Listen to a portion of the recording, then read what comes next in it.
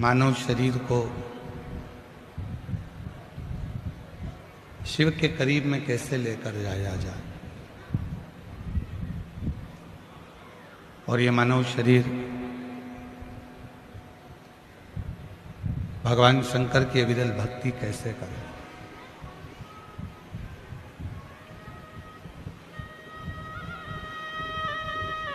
ऐसा नहीं है कि मानव शरीर एक ही बार मिला है।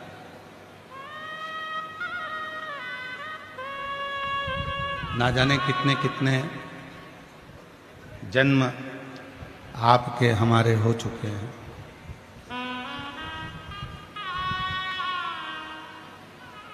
ना जाने कितने कितने जन्म आप और हम इस पृथ्वी पर ले चुके हैं। कोई ये नया जन्म नहीं है आपका और हमारा। पर पीछे की आवाज खोल दो। जो रोड पर बैठे हैं उनको भी आवाज आ जाए। रोड पे भी बहुत पब्लिक है और पीछे के जितनी भी ग्राउंड है सब दूर की आवाज खोल दीजिए, क्योंकि रोडों पे लोग बैठे हुए हैं, बहुत भीड़ है।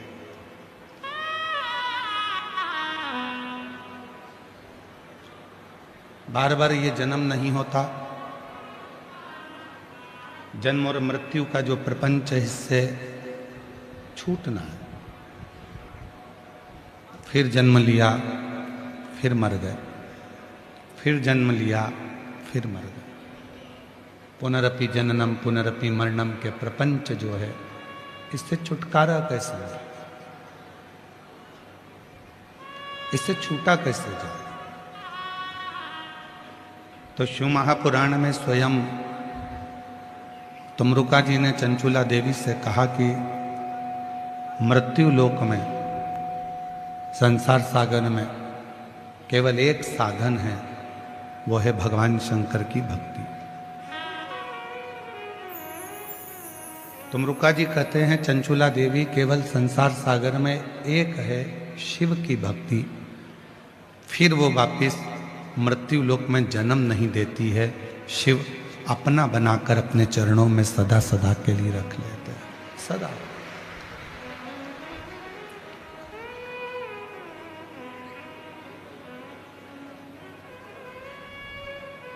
कई लोग कहते हैं शिवजी तीर्थ में हैं, कोई कहता है 12 ज्योतिर्लिंग में भगवान शंकर विराजमान है, कोई कहता है बद्रीनाथ में नारायण विराजमान है, कोई कहते हैं केदार में शिव बैठे हुए हैं। माना कि ये प्रत्येक भारत की भूमि पर जो तीर्थ हैं यहाँ परमात्मा निवास करता है। पर उन तीर्थ से भी ज्यादा शंभु शंभु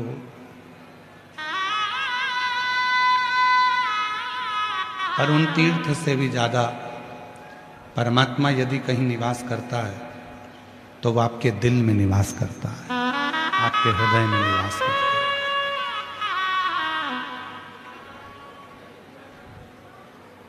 हो सकता है तीर्थ में आप ढूंढने के लिए जाओगे और परमात्मा मिले कि ना मिले। किसी नदी के तट पर परमात्मा को ढूंढने के लिए जाओगे कि वो मिले कि ना मिले। किसी सरोवर के तट पर परमात्मा को ढूंढने के लिए जाओगे कि वो मिले कि ना मिले। पर इतना विश्वास अपने अंदर बनाकर रखना कि जिस दिन तुम अपने ही घर में रहकर अपने ही पास के शंकर जी के मंदिर में एक लोटा जल चढ़ाना प्रारंभ करोगे तो तुम्हें 365 दिन तो दूर की बात है, 65 दिन भी दूर की बात है, 5 दिन में ही एक ना एक दिन शिव अपनी साक्षीकरण दे देगा, शिव अपना दर्शन देगा।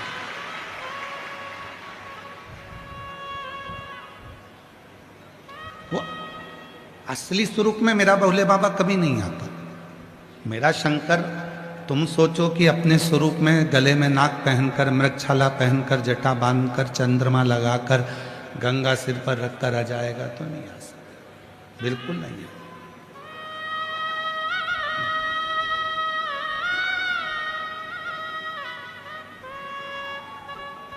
जो कहते हैं कि सिर पर गंगा रखकर भगवान शंकर आएंगे और मुझे दर्शन देंगे, नहीं देगा। जो कहते हैं कि डमरू लेकर भगवान आएंगे और दर्शन देंगे, बिल्कुल नहीं आएंगे। कोई कह दे कि सांप गले में पहनकर भगवान आएंगे और मुझे दर्शन देंगे, नहीं देगा। दर्शन कैसे देगा? आपकी माता के रूप में, आपके पिता के रूप में, आपके कोई इष्ट मित्र के रूप में। जब दुख की घड़ी में तुम घिरे होगे, तब वो तुम्हारा अपना रिश्तेदार बनकर, तुम्हारा अपना परिवार का व्यक्ति बनकर तुम्हारे पास आएगा और तुम्हारी सहायता कर जाएगा। और तुम उसको पहचान नहीं पाओगे, तुम उसको जान नहीं पाओगे।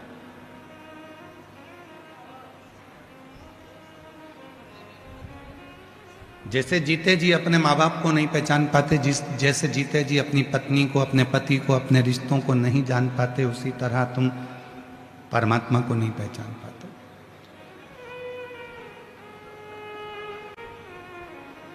मरने के बाद उसके मुंह में दही पेड़ा खिला रहे हो, मरने के बाद उसके पसंद की गुलाब जामुन बनवा रहे हो, मरने के बाद उसके लिए खीर बनवा रहे हो। अगर वो जिंदा था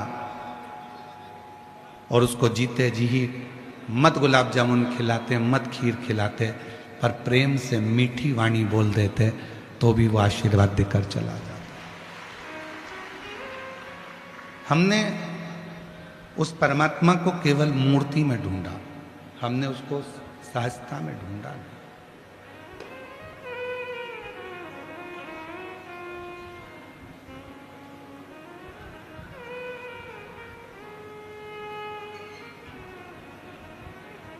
प्रत्येक जीव में, इसलिए शिव महापुराण की कथा कहती है कंकर में शंकर। ये जो शब्द निकला है कंकर में शंकर है, ये पहले लोग नहीं निकालते थे। अब दुनिया के लोगों को समझ में आ गया कि कंकर में शंकर है। आप कहीं पर भी बैठकर एक कंकर उठाकर भी उसको शिव मानकर उससे अपने दिल की बात कहते हो तो वो सुन लेता है, वो सुन। कंकर में शंकर, प्रत्येक जीव में परमात्मा, प्रत्येक जीव। हमारे निखिलेश जी एक भजन की लाइन बड़ी सुंदर गुनगुनाते हैं कि फूलों में ढूंढा तुझे तेरी कृपा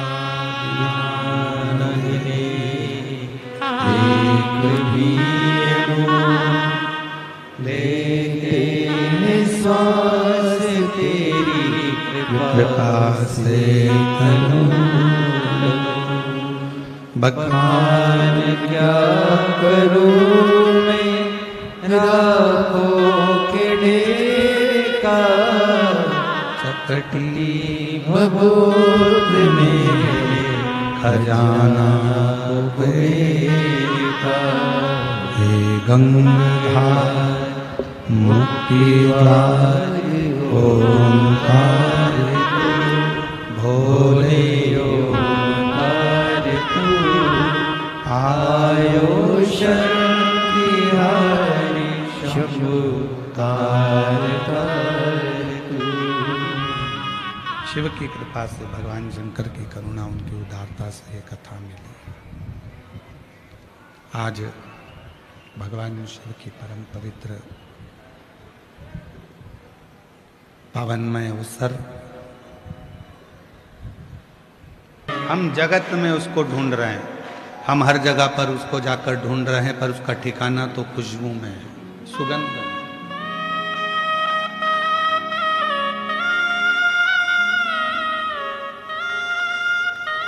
हम उसको ना जाने कहां कहां ढूंढने का प्रयास कर रहे हैं, पर उसका ठिकाना तो शिव महापुराण की कथा के शब्द में।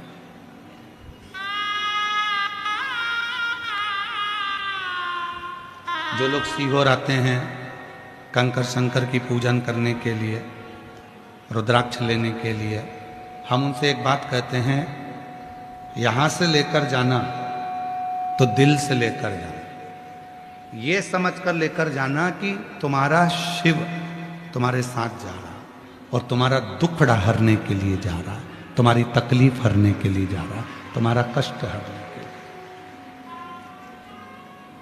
यहां कई माताएं ऐसी बैठी हैं जो अपने साथ में कंकर शंकर को लेकर चलती हैं। कई बैठी होंगी जिनके प्लेट में कटोरी में कंकर शंकर विराजमान। कई माताएं, कई भाई, कई जीजी, कई जीजा, कई बेटियां, कई बेटा, कई मेरे बुजुर्ग माँ बाप ऐसे बैठे हैं जिनके गले में रुद्राक्ष पड़ा हुआ है। एक रुद्राक्ष उसके गले में पड़ा है। उसको क्या लगता है कि मेरे गले में रुद्राक्ष है, पर शिव महापुराण की अगर विद्येश्वर संहिता को पढ़ा जाए तो स्वयं शंकर पार्वती जी से कहते हैं कि ये रुद्राक्ष नहीं है, ये मेरा स्वरूप है, और जिसके गले में रहता हूं उसकी रक्षा का भार मेरे ऊपर रहता है। उसकी रक्षा का भार मेरे ऊपर। ये केवल रुद्राक्ष नहीं है, ये मेरा प्रतिबिंब स्वरूप है, ये मेरा स्वरूप।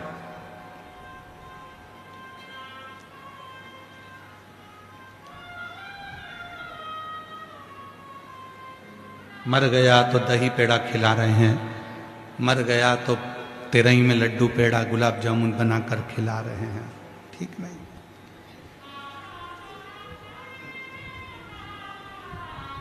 मर गया तो अस्थि की पूजन करी जा रही है, राख को भी पूजा जा रहा है। पर जिंदा था तो क्यों नहीं पूजा? जीवित था तो सम्मान क्यों नहीं दिया? कभी प्यासे को पानी पिलाया नहीं, फिर अमृत पिलाने से क्या? कभी गिरते हुए को उठाया नहीं, बाद आंसू बहाने से क्या? फिर बाद में नेत्रों से नीर बहाओ कि मैंने छोड़ दिया। जैसे जयपुर की इस पवित्र धरा पर शिव महापुराण की कथा चल रही है। आज कथा का छठा दिवस है। कल कथा सवेरे 8 बजे से 11 बजे तक जयपुर के इस पंडाल में हो जाएगी। टीवी पर 2 बजे से 5 बजे तक आएगी। कथा विराम हो जाएगी और कई लोग जयपुर के और आसपास क्षेत्र के बाद में पछतावा करेंगे, अपने पास में कथा हुई, झोली भरकर मैं लेकर नहीं आ सकी, मेरा शिव आया था, अपने मन की बात कह ना सकी। बाद में पछतावा, आज नहीं।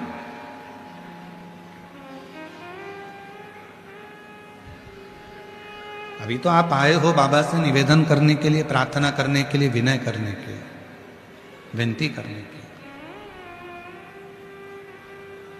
और उसको अपने दिल की बात कहने के लिए, अपने मन का भाव, अपने मन का विचार करने के लिए।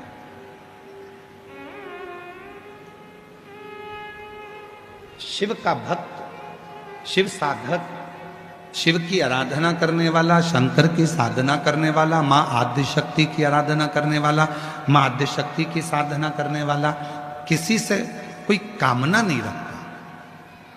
कामना रखेगा जो भगवान शंकर का भजन करने वाला है, जो भगवान शंकर की साधना करने वाला है, जो भगवान शंकर का स्मरण करने वाला है, वो इंसान से कोई कामना नहीं रखता, वो भगवान से कामना रखता, वो शिव से कामना रखता।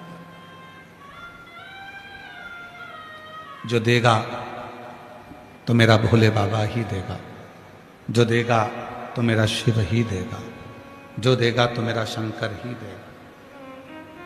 रिश्तेदार नातेदार को कौन दे रहा है? वो ही दे रहा है। एक सुंदर प्रसंग है शिव महापुराण का,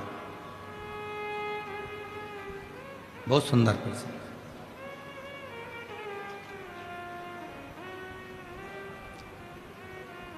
भगवान शिव माता सती को लेकर कुंभज ऋषि के आश्रम में कथा सुनने के लिए गए, कथा श्रवण करने के लिए। कुंभज बाबा के यहाँ जब कथा सुनने के लिए गए और कुंभज ऋषि के यहाँ जब बैठकर कथा श्रवण कर रहे थे, तो मां सती के मन में यह भाव उत्पन्न हो रहा था कि मेरे पति विवाह करने के बाद उनको तो मुझे कहीं घुमाने ले जाना था, कहीं भ्रमण करने ले जाना था, पर मेरे पति मुझे विवाह करने के बाद केवल कथा सुनाने के लिए लेकर आए। जो नियम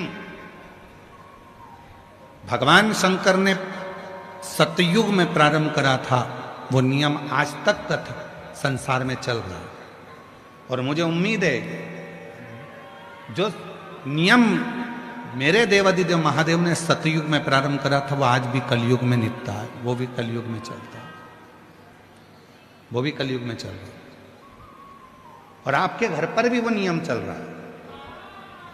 माता सती के साथ शिव जी का विवाह हुआ और माता सती को लेकर शिव जी कथा सुनाने के लिए लेकर गए। आज भी प्रत्येक घर में नियम है, लड़के की शादी होती है, घर में बहू आती है और बहू आने के बाद में उसको सत्यनारायण भगवान की कथा में बिठाया जाता है, कथा सुनवाई जाती है। दोनों बना और बनी को, दोनों दूल्हा दुल्हन को बिठाकर कथा सुनाई। हमारे मध्य प्रदेश में ऐसा नियम है, राजस्थान में है क्या? कथा सुनवाते हैं उनको। जब दोनों दूल्हा दुल्हन आते हैं, घर में शुभ कार्य होता है तो सत्यनारायण जी की कथा, भगवान की कोई कथा, कोई पितरों की पूजन, कोई अनुष्ठान करवाया जाता है जिससे उनको लगे कि हमारे पूर्वजों का ये अनुष्ठान है।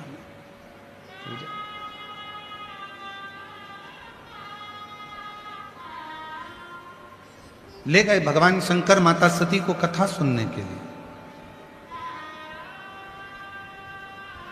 कुंभज बाबा के आश्रम में बैठ गए कथा सुनने के लिए और माता सती के दिल में ये बात आ रही है कि मेरे विवाह के बाद तो मुझे ले जाना था कोई घूमने के लिए, मेरे विवाह के बाद तो मुझे लेकर जाना था कहीं हिल स्टेशन पर घुमाने के लिए, पर विवाह के बाद मुझे मेरे पति लेकर आए हैं कुंभज ऋषि की यहाँ कथा सुनने के लिए,